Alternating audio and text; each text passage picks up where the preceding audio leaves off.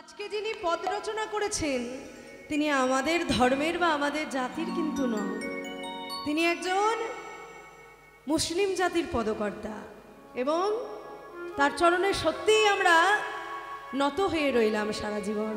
কারণ তিনি এমন একজন মানুষ যিনি জাতিতে মুসলিম হয়েও আমাদের শ্রী গোবিন্দকে নিয়ে পদ রচনা করেছেন। শুধু তাই নয়, তিনি আজকে স্বয়ং গোবিন্দের সাক্ষাৎ খেলা দর্শন করে পদ রচনা করছেন আর খেলা দেখতে দেখতে বলছে, গোবিন্দ তুমি তো সকলকেই দেখা দাও, তুমি আমাকে কেন দেখা দাও না? তাই আজকে তিনি পদ রচনা করছেন আর শ্রী গোবিন্দের লীলা খেলা দর্শন করছেন। তাই নাসির মাহমুদ পদকর্তা পদ রচনা করতে করতে বলছেন, নাসির মাহমুদ করত হিয়াস চরণে শরণ দান। আজকে তার চরণে আমি শরণ নিতে চাই। তার সকল সখাগণ যখন খেলা খেলছেন, খেলা খেলতে খেলতে এবার সকলের গৃহে ফিরে যাওয়ার সময় হয়েছে। তো সখাগণ তো সকলেই গৃহে ফিরে যাবেন। তাহলে গৃহে যখন ফিরে যাবেন তখন সকলেই যে যার মতন ঘরে ফিরে গিয়ে আপন আপন মায়ের কোলে গিয়ে উঠবে। তাই এই যে সুদাম, যার সঙ্গে শ্রী গোবিন্দের আজকে মিলন হবে, তা সবার আগে আমাদের এই সুদামের পরিচয়টা একটু জানতে হবে। কারণ তার পূর্বজন্মের পরিচয়টা না জানলে আমরা এই জন্মের পরিচয়টা জানতে পারবো না, আর যে লীলাটা আস্বাদন করছি সেটাও সম্পূর্ণ হবে না। তাই যে সুদামা সত্যযুগে কে ছিল আগে জানা দরকার। তা তিনি সত্যযুগে কে ছিলেন? বলছে সত্যযুগে ভগবান যখন জন্ম নিয়েছিলেন তখন তার 4টে অবতার ছিল, অর্থাৎ তিনি 4 অবতার হয়ে জন্ম নিয়েছিলেন। তাদের নাম বসুদেব, শঙ্কর্ষণ, প্রদ্যুম্ন আর অনিরুদ্ধ। এই 4টে অবতার ছিল। এই 4টে অবতারের নাম বসুদেব, শঙ্কর্ষণ, প্রদ্যুম্ন, অনিরুদ্ধ। তাহলে এদের মধ্যে সুদামাকে বলছে, এদের মধ্যে থেকে সুদামা হলো 3 নাম্বার অবতার, অর্থাৎ তৃতীয় অবতার প্রদ্যুম্ন। তাহলে সত্যযুগে যদি সে প্রদ্যুম্ন অবতার হয়, তাহলে সত্যের পরে আসছে ত্রেতা, তাহলে ত্রেতাতে সে কে? বলছে ত্রেতাতে ভগবান তো আর 4 অবতার হয়ে এসেছিলেন বটে, কিন্তু তারা আলাদা 4 জন ছিলেন না, তারা ছিলেন 4 ভাই। তা 4 ভাইয়ের নাম কি কি? বলছে রাম, লক্ষ্মণ, ভরত আর শত্রুঘ্ন। তাহলে এদের মধ্যে থেকে 3 নাম্বার ব্যক্তি হচ্ছে গিয়ে সুদামা। বেশ, সত্যযুগের তৃতীয় ব্যক্তি হলেন সুদামা, এই যুগেরও তৃতীয় ব্যক্তি সুদামা। তাহলে 2 যুগের তৃতীয় অবতারই কিন্তু সুদামা।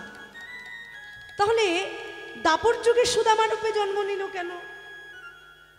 কি কারণ? তারা তো অবতার রূপে জন্ম নিয়েছে, সখা কেন হলেন?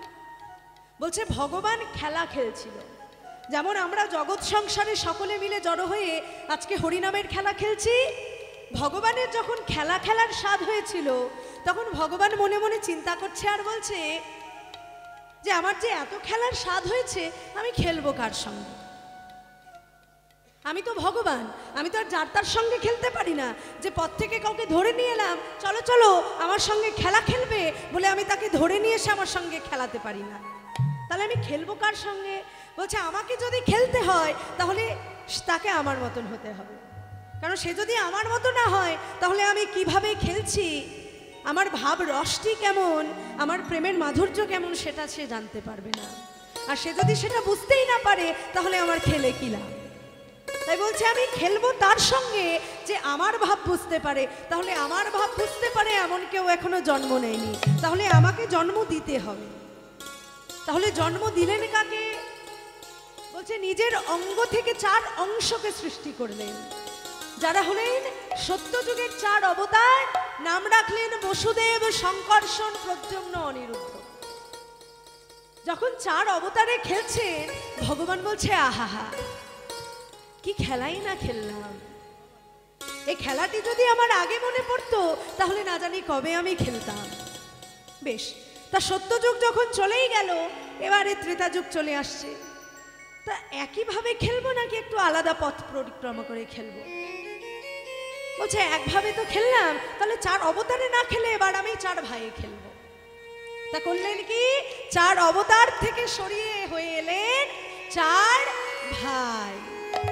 বেশ, 4 ভাই যদি বা হলো, বলছে না, খেলে আমি আনন্দ পেলাম না। কারণ 4 অবতারে খেলেছিলাম সত্য যুগে, এখনো সেই 4এই খেললাম, মানে আমার ভাই রূপেই খেললাম। তা সেই 4 তো 4ই রয়ে গেল, 4 তো আর দ্বিগুণ হলো না।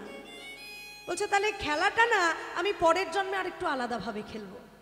বলছে কি না, যখন দাপর যুগ আগত হলো, বলছে আর 4 অবতারে নয়, আর 4 ভাইয়ে নয়, 3 যুগ। এটা হলো আমাদের তৃতীয় যুগ, দাপর যুগ। আর 4 এ 4 যোগ হয়ে হলো 8, আর 3 8 24। তাহলে এবার আমি 24 জনকে নিয়ে খেলবো। এবার আমি 24 জনকে নিয়ে খেলে দেখবো আমি কত আনন্দ পাই। তা 24 জনকে যখন দাপড়ে নিয়ে এলো, বলছে আহারে সখা তোরা কোথায় ছিলি? সত্য যুগে খেলে যা আনন্দ পেয়েছি, এ তো দেখি তার দ্বিগুণ আনন্দ, এই আনন্দের সীমা নেই। তাহলে দাপড়ে যদি 24কে নিয়ে খেলি, তাহলে এবার যখন কলিতে যাব, আর 24 নয় 36 নয়, এবার আমি সারা কলি যুগের জীবকে নিয়ে খেলবো। তা এই হচ্ছে আমাদের হরিনামের খেলা, যেখানে 1 নয় 2 নয় 10 নয় 100 নয়, সারা কলির জীব মিলে হরিনামের খেলা খেলছি। নিতাই গৌর হরি বল। এই হচ্ছে আমাদের কলিযুগ। কিন্তু তাহলে সুদামা এলো কোত্থেকে? বলছে সুদামা এলো কোত্থেকে জানো? বলছে যখন ত্রেতা যুগে ভগবান খেলা খেলছিলেন, তখন রাজা দশরথ ঘোষণা করে দিলেন যে তিনি আর রাজ্যভার চালনা করতে পারবেন না। তাই ওনার পরিবর্তে রাজ সিংহাসনের দায়িত্ব উনি তুলে দেবেন ওনার বড় পুত্র শ্রী রামচন্দ্রের হাতে। আর যেই না এই কথাটি বলেছেন, সঙ্গে সঙ্গে মাতা কইকেয়ীর মনে হলো দুঃখ। যখন কইকেয়ীর মনে দুঃখ হলো, তখন সারা অযোধ্যায় কত আলো, সারা অযোধ্যায় কত আনন্দ, কত বাদ্যযন্ত্র বাজছে, সেখানে কইকেয়ী ঘরে বসে কাঁদছে। আর ঘরে বসে কাঁদতে কাঁদতে যেই না মহারাজ এসেছেন, মহারাজের দুটি চরণ জড়িয়ে ধরে বলছে, মহারাজ আপনি না আমাকে প্রতিজ্ঞা করেছিলেন যে আপনি আমায় দুটো বর দান করবেন, তা কোথায় আপনার সেই প্রতিজ্ঞা? আপনি তো প্রতিজ্ঞা ভঙ্গ করেছেন। বলে কেন কইকেয়ী, তোমার হঠাৎ করে আজ বরের কথা মনে পড়লো? বলছে মনে পড়ছে মহারাজ, যেদিন আমি আপনাকে 2 বার মৃত্যুর হাত থেকে বাঁচিয়ে আপনাকে রক্ষা করেছিলাম, সেদিন আপনি আমায় খুশি হয়ে দুটো বর দেবেন বলেছিলেন। আর আমি বলেছিলাম যে আমার এখন কোনো বরের প্রয়োজন নেই, যেদিন আমার বরের প্রয়োজন হবে সেদিন আমি আপনার থেকে ওই 2টি বরদান চেয়ে নেব। তা চাও, তুমি আমার থেকে কি বর চাইবে? মহারাজ আপনার 2টি চরণে জড়িয়ে ধরে আমার মিনতি, আপনি আগে আমায় বলুন ত্রিসত্য করে যে আপনি আমায় ওই 2টি বর দেবেন। না দেওয়ার কি আছে, তুমি যখন আমার প্রাণ রক্ষা করেছো, তখন আমি এই তোমায় ত্রিসত্য করে কথা দিলাম, আমি তোমাকে বর দেব দেব দেব। বেশ, তবে শুনুন, আমার প্রথম বর হলো আপনি আমার প্রথম বরে আমার পুত্র ভরতকে রাজ সিংহাসনে বসাবেন, আর দ্বিতীয় বরে ওই রামচন্দ্রকে 14 বছরের জন্য বনবাসে আপনি পাঠাবেন। যেই না এই কথাটি ঘোষণা করে দিলেন, দশরথ আর কিছু বলতে না পেরে সেখান থেকে বিদায় নিয়ে চলে গেলেন। বিদায় নিয়ে যাওয়ার পরে পরদিন প্রভাত হওয়া মাত্র রামকে ডেকে বলছে, রাম তুই তো আমার বড় পুত্র, আজকে তোর অভিষেক। রাম আমাকে একটা কথা দিবি? আমার শেষ ইচ্ছা তুই আমার এই আদেশটা একটু পালন কর। পিতা বলো তুমি কি চাও? রাম, তুই আমায় ত্রিসত্য করে প্রতিজ্ঞা কর বাবা, তুই এই আদেশটা আমার পালন করবি। পিতা, আজ পর্যন্ত এমন কি হয়েছে যে আমি তোমার কোনোদিন কোনো আদেশ মেনে চলিনি? বলো তুমি।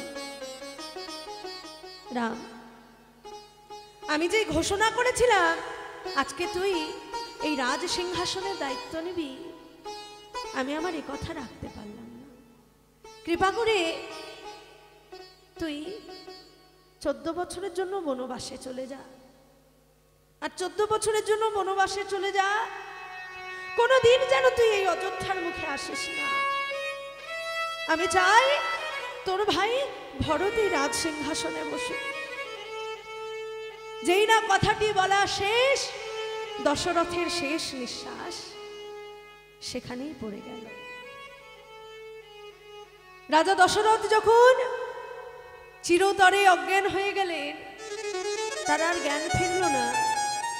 রামচন্দ্র তার চরণ দুটো ছুঁয়ে প্রতিজ্ঞা করে বলল, পিতা, তুমি যখন এ কথাটি বলে বিদায় নিয়ে নিলে, ঠিক আছে, আমি তোমার চরণ দুটো ধরে প্রতিজ্ঞা করে বলছি পিতা, আমি আর কোনোদিন অযোধ্যার বুকে ফিরে আসবো না।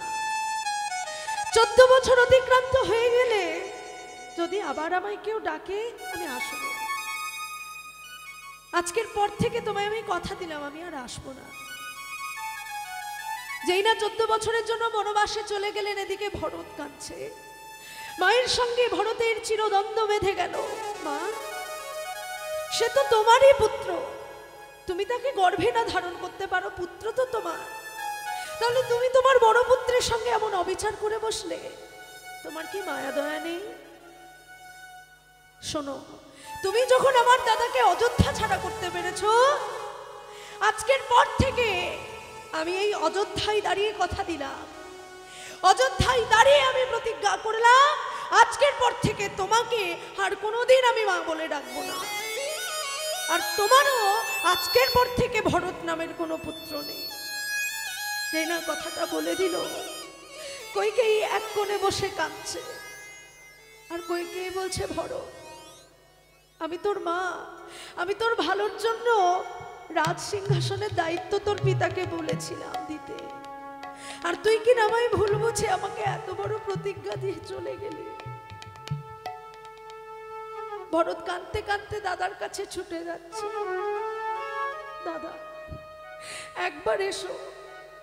কাঁদতে কাঁদতে দাদার পিছু পিছু ছুটতে গিয়ে যেই না দাদা বনবাসে চলে যাচ্ছে, দাদাকে চিৎকার করে ডাকছে, দাদা, একবার ফিরে এসো।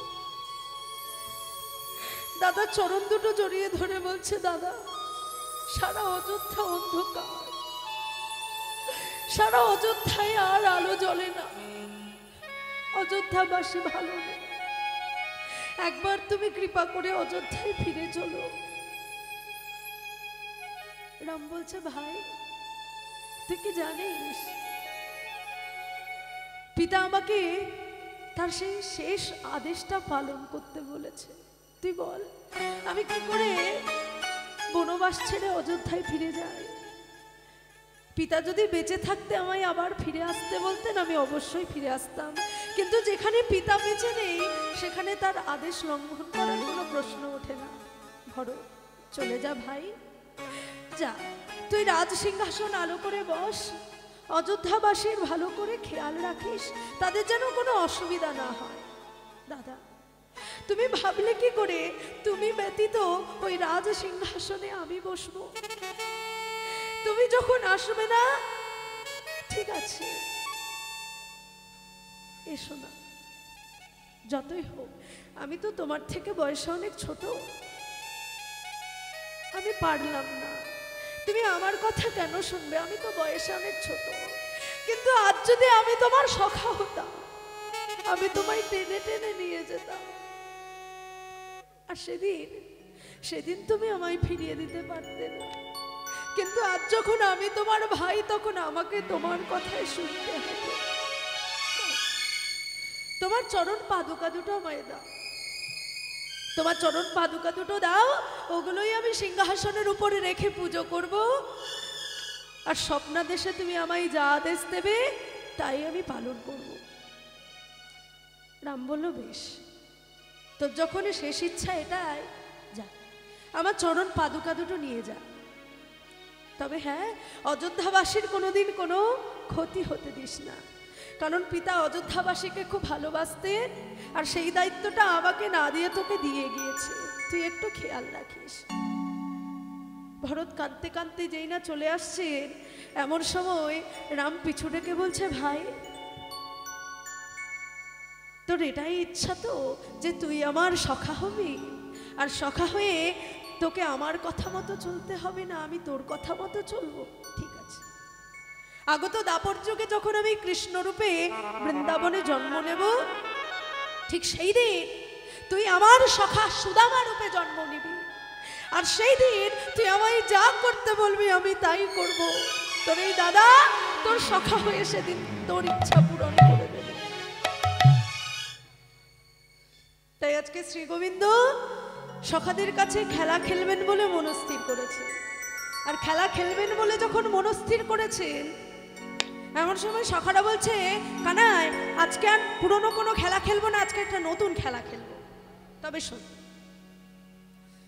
আজকে আমরা কাঁধে কড়া আর কাঁধে চড়া এই একটা নতুন খেলা খেলবো। বলছে বেশ, তা খেলা যদি খেলতে হয় তা চোর তো কাউকে প্রমাণ করতে হবে, তা চোর হবে কে? বলছে তাহলে কাজ কর, ওই দেখ সামনে একটা বৃক্ষ, ওই বৃক্ষ থেকে 25টা পাতা তুলে নিয়ে আয়, যার পাতায় ছিদ্র বেরোবে সে হবে চোর, আর তাকে বংশীবট থেকে যমুনা আর যমুনা থেকে বংশীবট কাঁধে করে নিয়ে যেতে হবে আর নিয়ে আসতে হবে।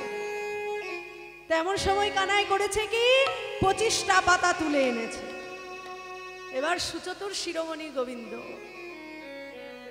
প্রেমের খেলা বোঝা মুশকিল, তো সেই সুচতুর শিরোমণি গোবিন্দ নিজের কাছে সেই ছিদ্র করা পাতাটা লুকিয়ে রেখেছে, আর বাকি 24টা ভালো পাতা বেশ ভালো করে ভাঁজ করে সখাদের কাছে বলছে, কই রে, এনে নে সবাই একটা করে পাতা তোল।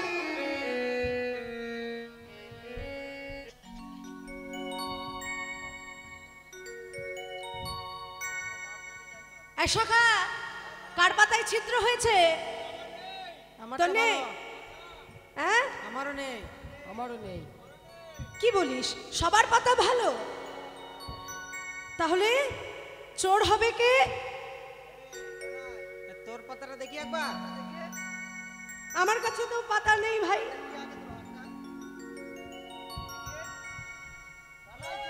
এই কানাই চোর, এই চুপ চুপ চুপ চুপ কানাই চোর। চুপ চুপ চুপ। শর্ত তো হচ্ছে কাঁধে করে নিয়ে যাওয়া নিয়ে আসা। বেশ, আইকে চাপবি, আমার কাঁধে কে চাপবি আয়। এমন সময় সুদামা হলো সব থেকে ছোট।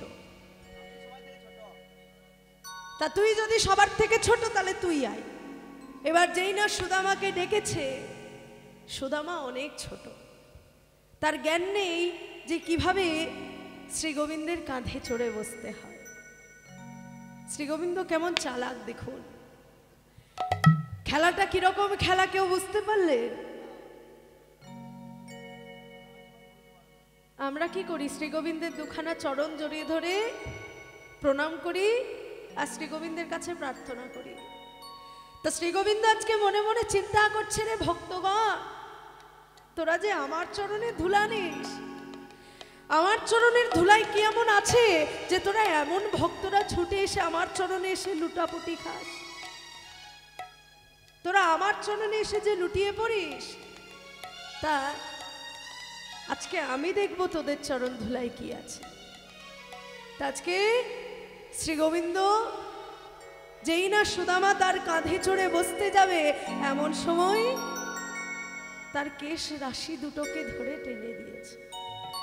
আর যেই না টেনে দিয়েছেন, সুদামা কাঁধে বসতে গিয়ে এমন সময় গোবিন্দের আঘাত লেগে গেছে। এই সুদামা, কি করিস? আস্তে বস, তুই কি ঠিকভাবে বসতে জানিস না? এভাবে যে চুলগুলো ধরে তুই আমার কাঁধে চেপেছিস, আমার যে আঘাত লাগছে। যেই না সুদামা তার কাঁধে চেপে বসেছে, পা দুটো ছন্ন ছাড়া অবস্থায় তার কাঁধের ওপর ছড়িয়ে দিয়েছে। আর শ্রী গোবিন্দ তার দুটো চরণখানা বক্ষ মাঝে জড়িয়ে ধরে বলছে, ওরে সুদা,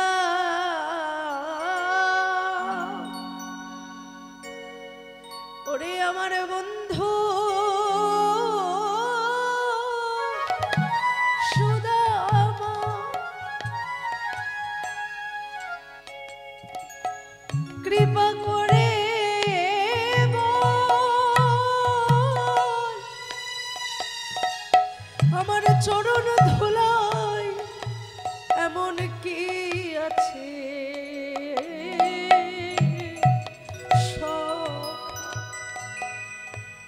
দিদি তোর চরণ ধুলায় আমার বক্ষে ছড়িয়ে দে ওরে সখা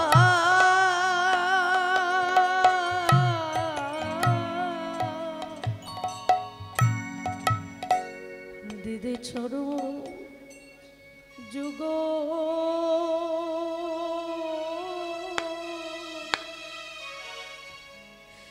চরণ যুগ বারা এ দে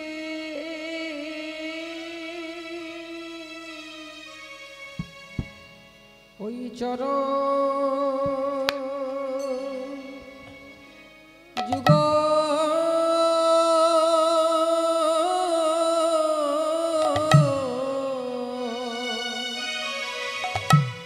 যুগলে বারা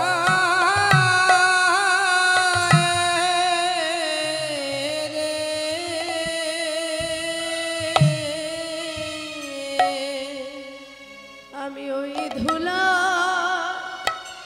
লাগি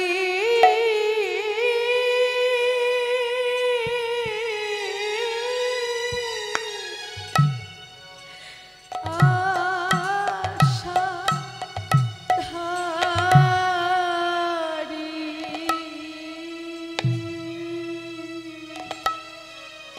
দিদি চরণ যুগ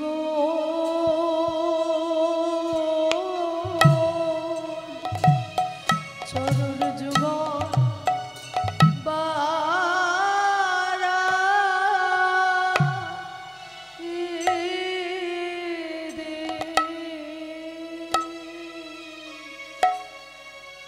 আমি জয়ে চরণে ধুলা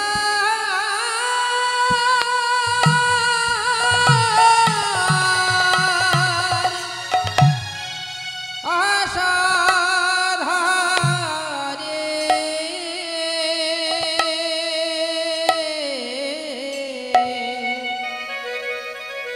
বেদে চরণ যুগ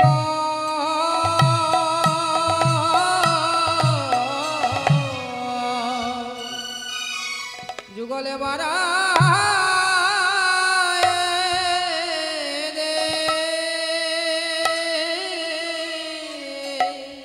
ওই ধুলার স্বাদ যে বড়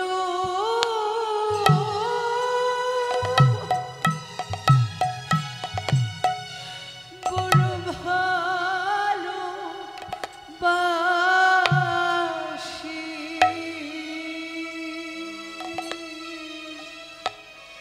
দিদি চরণ যুগ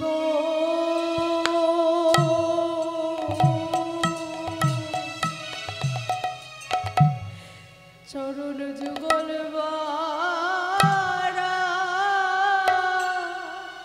এ দে ওই চরণে যুগ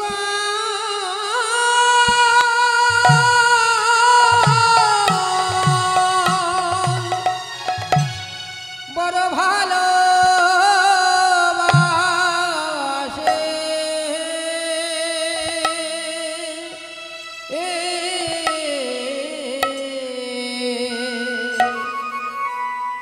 দেদে চরণে যুগ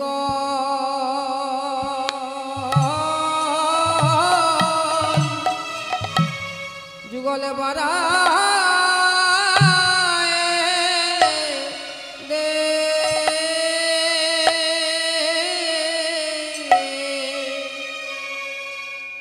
ওই চরণে যুগ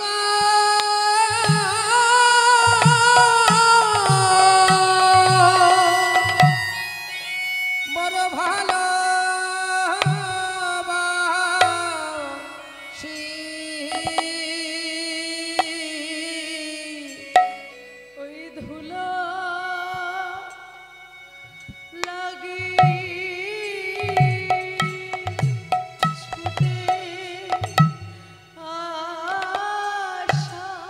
ওই চরণে যুগল বড়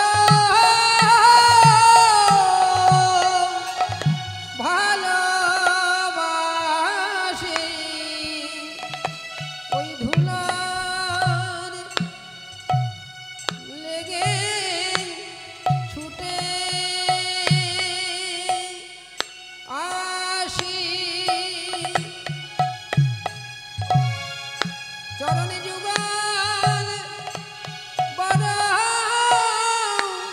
ভালোবাসি ধুলার লেগে ছুটে আসি ওই চরণ যুগল ভালোবাসি ধুলার লাগি ছুটে আসি ওই চরণ যুগল বড় ভালোবাসি ধুলার লাগি ছুটে আসি ওই চরণ যুগল বড় ভালোবাসি ধুলার লেগে ছুটে আসি যুগ ভালোবাসি ধুলার লেগে ছুটে আসি চরণ যুগল ভালোবাসি আহা ধুলার লেগে ছুটে আসি চরণ যুগল ভালোবাসি আহা ধুলার লেগে ছুটে আসি চরণ যুগল ভালোবাসি ওই ধুলার লেগে ছুটে আসি চরণ যুগল ভালোবাসি আহা ধুলার লেগে ছুটে আসি দে চরণ যুগল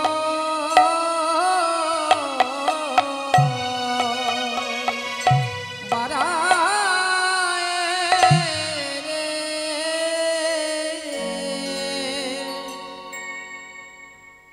যেই না সুদামের চরণ যুগল বক্ষ মাঝে আগলে ধরেছে, এমন সময় সুদামাকে বলছে, সুদামা,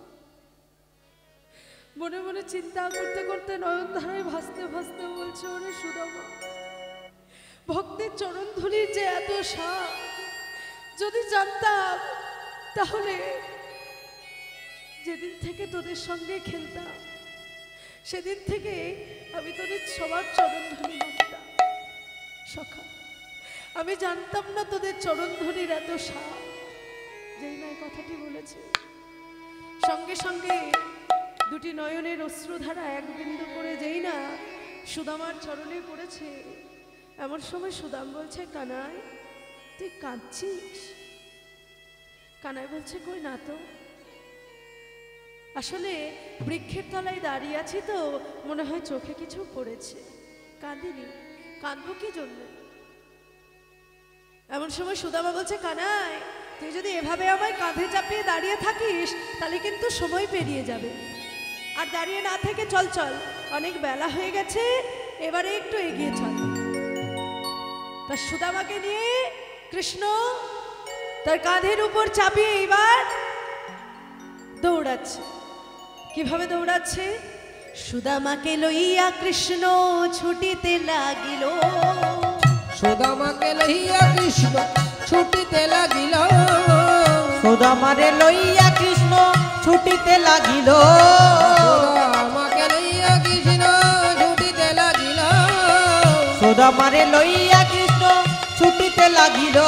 আরে পক্ষই আমরা বৃক্ষ তলে আসি দাঁড়াইল, ওই বাক্যই আমরা বৃক্ষতলে আসিয়া দাঁড়ালো। আরে দাঁড়ারে দাঁড়ারে কানা, দাঁড়ারে দাঁড়ারে কানা, দাঁড়ারে দাঁড়ারে কানা, দাঁড়ারে দাঁড়ারে কানা, আরে এত জোরে ছুটিস না ভাই, দাঁড়ারে দাঁড়ারে কানা, ওই এত জোরে ছুটিস না ভাই, দাঁড়ারে দাঁড়ারে কানা।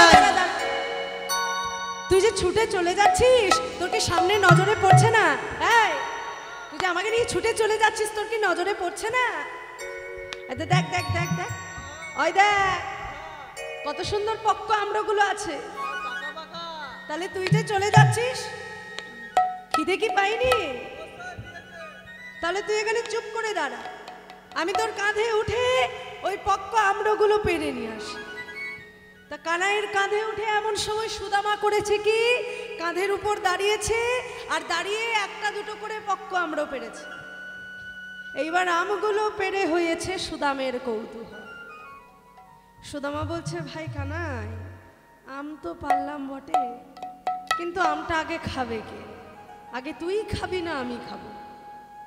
তা যেই না সুদামা মনে মনে চিন্তা করছে, বলছে না থাক, কানাইকে আগে আমটা দেওয়া যাবে না, কারণ না জানি কংসের রাজ্যে কংস কোথায় কিভাবে ফাঁদ পেতেছে তা কারো জানে না।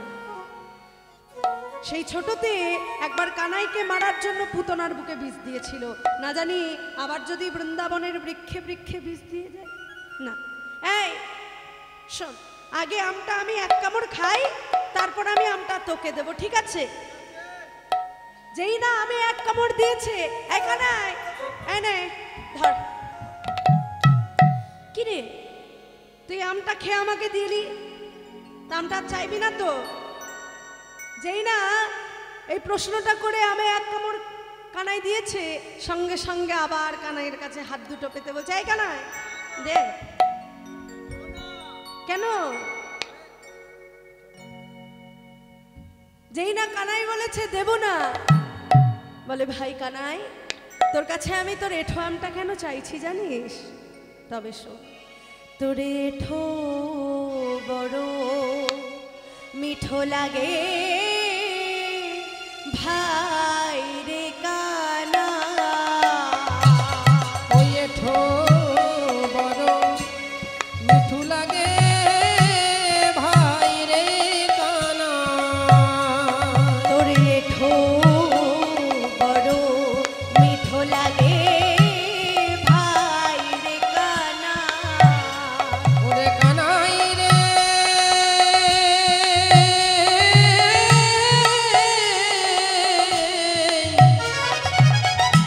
ওরে ভয়ে কানা